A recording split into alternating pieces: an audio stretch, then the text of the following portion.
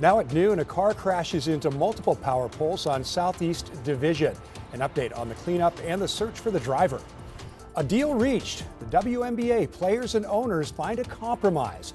We'll break down the details in the verbal agreement. Demolished in Orlando. The Pulse nightclub torn down today, nearly a decade after the mass shooting there. The plans in the works to honor the victims. He is 1 in 250 million. How doctors are fighting to save this baby born with 2 rare conditions.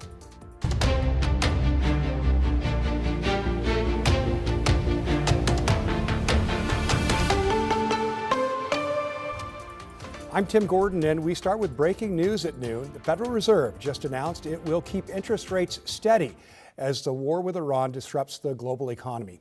Federal Reserve officials expect the Iran war will worsen inflation this year while having little impact on growth, but they still expect to cut their key rate once this year. Just moments ago, we heard from Fed Chair Jerome Powell. The implications of events in the Middle East for the U.S. economy are uncertain. In the near term, higher energy prices will push up overall inflation, but it is too soon to know the scope and duration of the potential effects on the economy. Well, here's a live look at the big board on Wall Street right now. The Dow, S&P 500, and NASDAQ are all down today, with the Dow now down over 600 points. You see there, almost 650 points. Stocks fell after a key inflation report came in higher than expected. Our other top story here at noon, a crash along Southeast Division left a utility pole knocked over this morning, forcing road closures between 58th and 61st Avenues. Crews were on the scene for hours working to make the area safe. Police say a car slammed into multiple utility poles overnight, even catching fire at one point before firefighters put it out. Witnesses told police they saw 1 or 2 people get out of the car and leave the scene. Police are now working to figure out exactly who was driving.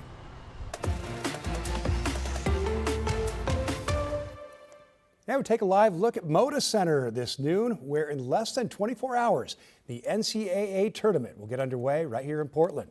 Today, all 8 teams playing in the Rose City are holding an open practice to media and fans. Right now, Wisconsin is on the court there. Texas is the last team to qualify for the Portland Regional. They beat NC State in dramatic fashion last night. Draymond Mark hit a jumper with just over a second left right there to give the Longhorns a 68-66 win. The Longhorns advance as an 11 seed, and they will face 6 seed BYU.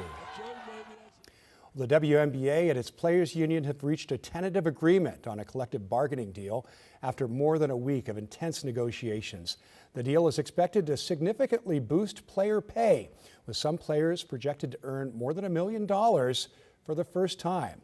Officials say the agreement will also tie salaries more closely to league revenue as the WNBA continues to see record growth in attendance and viewership.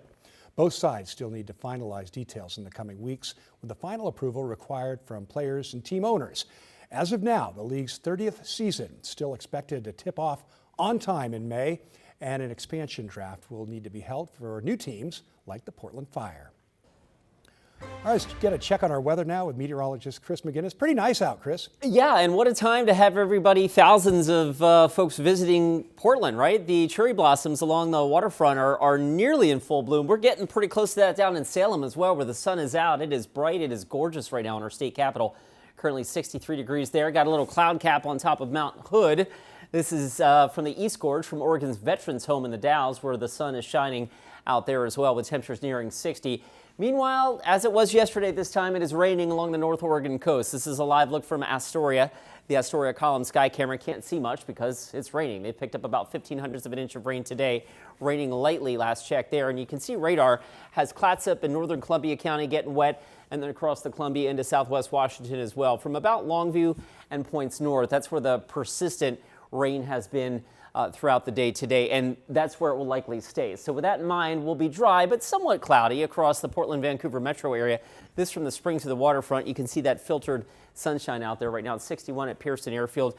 Our Wells Fargo camera pointed to the south. You can see the blue sky to the south, and then the kind of the cloud line on top of downtown Portland, where we're currently 60 degrees at PDX. The plan for the rest of the day, oh, I'm sorry about the 6-2 equals 3.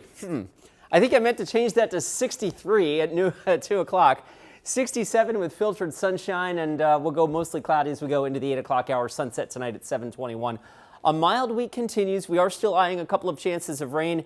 And of course, the forecast for the first weekend of spring awaits in just a few minutes. All right, Chris, thanks. We'll see you then. Well, a Marion County man is recovering in the hospital after a Marion County Sheriff's deputy shot him in a hostage situation. State police say a person called 911 just before 7 Tuesday morning, saying they were being held hostage in a house on State Street. When deputies arrived, they had some sort of altercation with 39-year-old Juan Carlos Gomez Valles.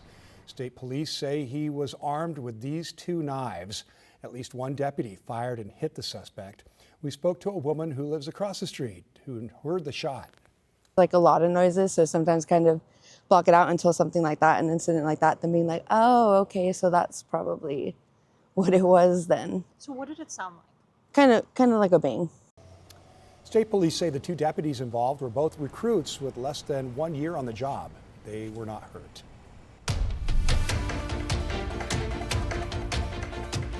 Well, the fighting continues today in the Middle East. Israel says it killed an Iranian intelligence minister last night. It comes just a day after Iran's top national security official and former militia chief were killed. NBC's Richard Engel has more. This is a cluster bomb as it detonated midair over Tel Aviv while we were filming. Looking like a meteor shower, each light is a small bomb falling indiscriminately on the city. At least one hit an apartment building, killing an elderly Israeli couple, according to first responders. Others hit a train station, causing only damage. While in Iraq, the U.S. Embassy has come under repeated fire, pro-Iranian militias claiming responsibility. As now an internal message reviewed by NBC News reveals the State Department has ordered all embassies and consulates worldwide to immediately conduct security reviews. The latest barrage came after Iran promised revenge. Israel yesterday announced it killed Ali Larijani, a powerful hardliner who helped oversee a crackdown on anti-government protesters in January, when Iran's Basij forces, its internal enforcers, killed thousands. The Basij commander was also assassinated. As the U.S. military continues its fight, U.S. Central Command announced it dropped multiple 5,000-pound deep penetrator munitions, bunker busters, on hardened missile sites along Iran's coastline near the Strait of Hormuz, saying the weapons posed a risk to the vital oil shipping corridor. We knocked out things that nobody thought were possible to knock out. Today was a very big day already. While Israel's war in Lebanon is escalating, the Iranian-backed group Hezbollah claiming to fire new, heavier weapons at Israel. Israel leveling this building in Beirut this morning after issuing a warning for residents to evacuate first. Several mainstream Israeli politicians are calling for parts of Lebanon to be turned into the next Gaza. That was Richard Engel reporting. Now to a live look on Capitol Hill, where senators are holding an hours-long debate over the SAVE Act. The bill requires prospective voters to use a photo ID that proves citizenship, like a passport or enhanced driver's license.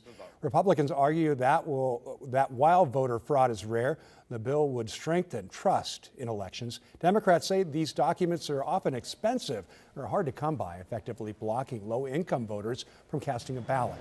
Oregon Senator Jeff Merkley has come out strongly against the bill. This bill is not about stopping non-citizens from voting. It's about stopping citizens from voting and doing so to rig the next election. The bill will need 60 votes to pass the Senate, and Democrats have made it clear they will block it. Well, President Trump's nominee to lead the Department of Homeland Security faced tough questions in his confirmation hearing today.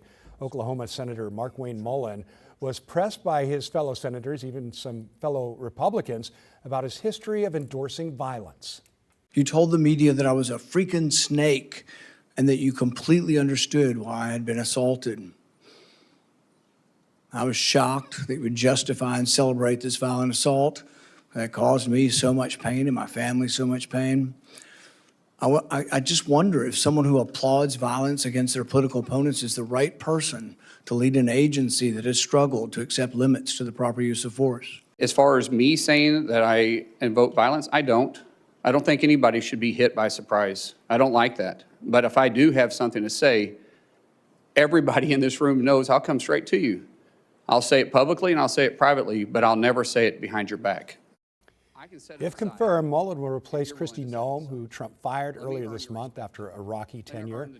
Republican Senator Rand Paul said he will vote no. Republicans control 53 seats in the chamber, and Mullen needs 50 senators to secure confirmation.